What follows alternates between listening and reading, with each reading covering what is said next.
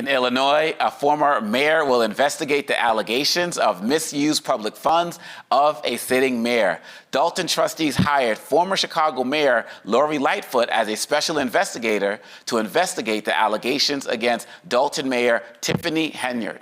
Lightfoot will lead an independent investigation into corruption claims, reckless spending, and retaliation.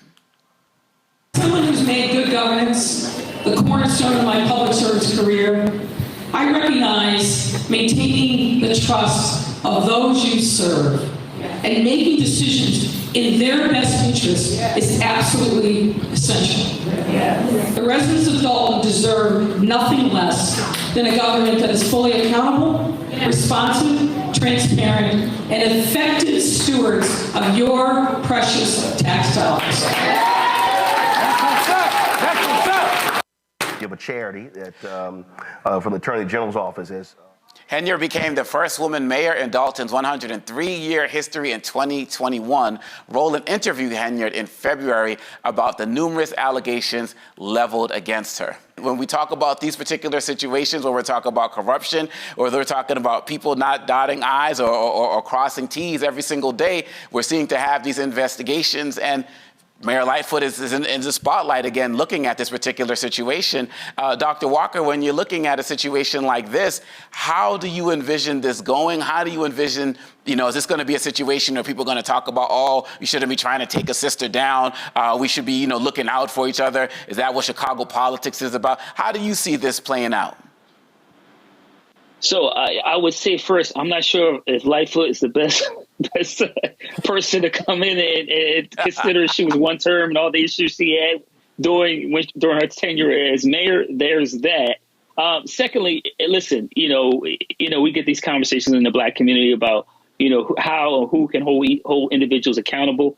And so I was coincidentally, when Roland had Mayor Henyard on, I was on that night and had a chance to ask her a few questions, and Roland took a lot of time to really unpack a lot of the allegations. Some of her responses were interesting, and I would say not complete.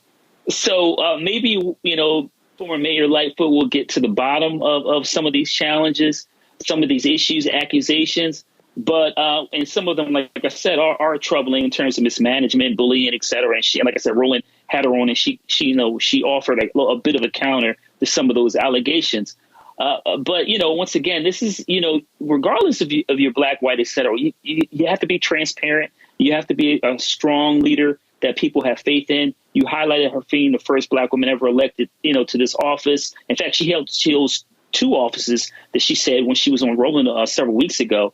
But once again, public trust and the well-being of your fellow man is something that, you take an oath as a public servant.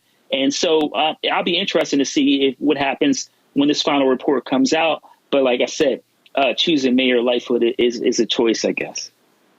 And Dr. Ali, when you look at this, especially when we talk about the election and across the country, when people there seems to always be a stronger eye that's put on Black politicians. And to be quite honest, even when we take it outside of politics, people want to relate anything that a Black person may do that's wrong, and in many instances even right, to some type of DEI conversation. I can even hear those types of rumblings coming out as it relates to this is what happens when you have Black mayors. I mean, what do you think about the overall spectacle of this investigation as we look at this particular issue, not only in this particular context as it relates to Dolton, but in the larger context of how Black politicians are viewed in general?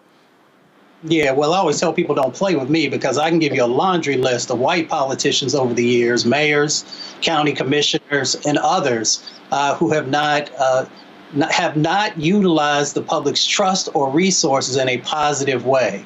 So we got to always be prepared to make sure that we tell the fullness of the story. Now, with that being said, you have a responsibility to actually use public funds in the ways that the citizens that you are representing are asking for. You have a responsibility for transparency. You have a responsibility for accountability as well. So, someone taking a look at if that has happened, it is just good governance. And we should make sure that that is always taking place, no matter whom is the individual who is running a city or a parish or whatever the situation might be.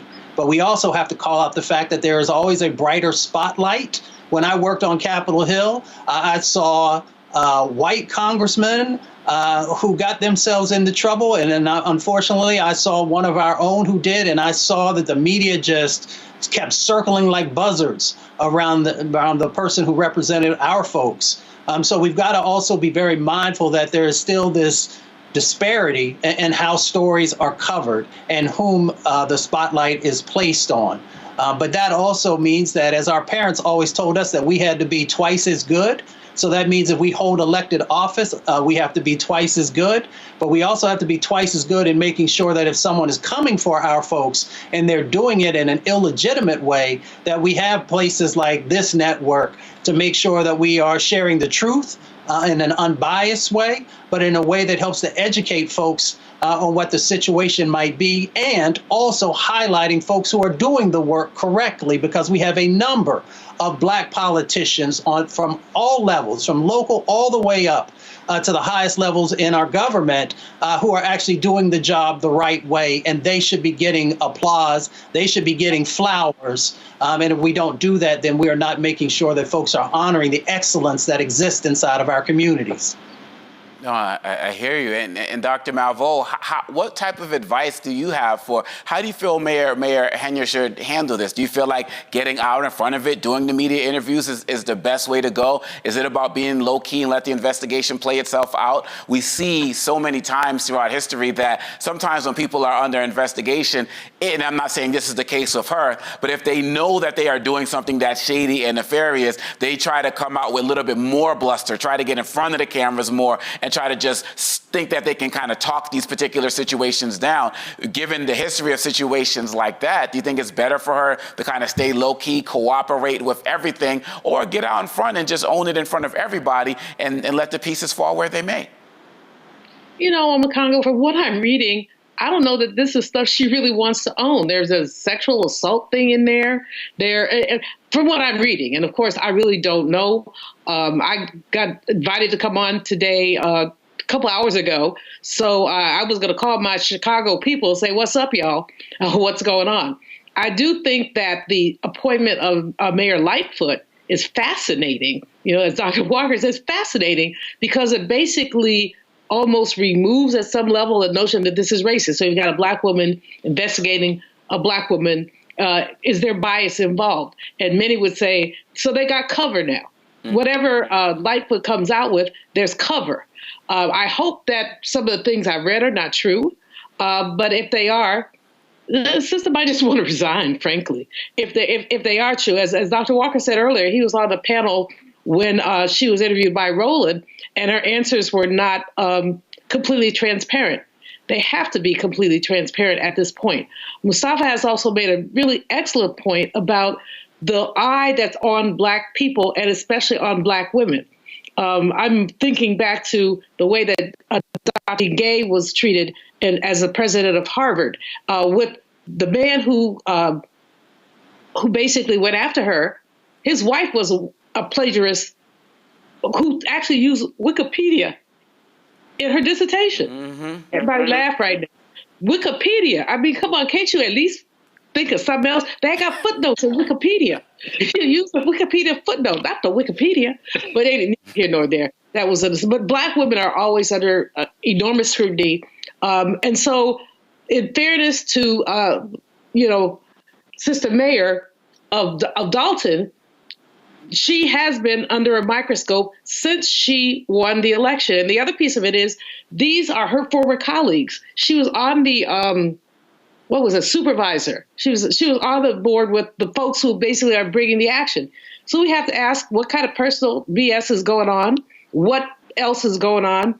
But I would advise her to get a good attorney and a good publicist, because it would not be for me to say, should she get in front of it, should get behind it, but she needs somebody to manage the story in a way that is at least harmful to her. If there is truth to these allegations, cop to them.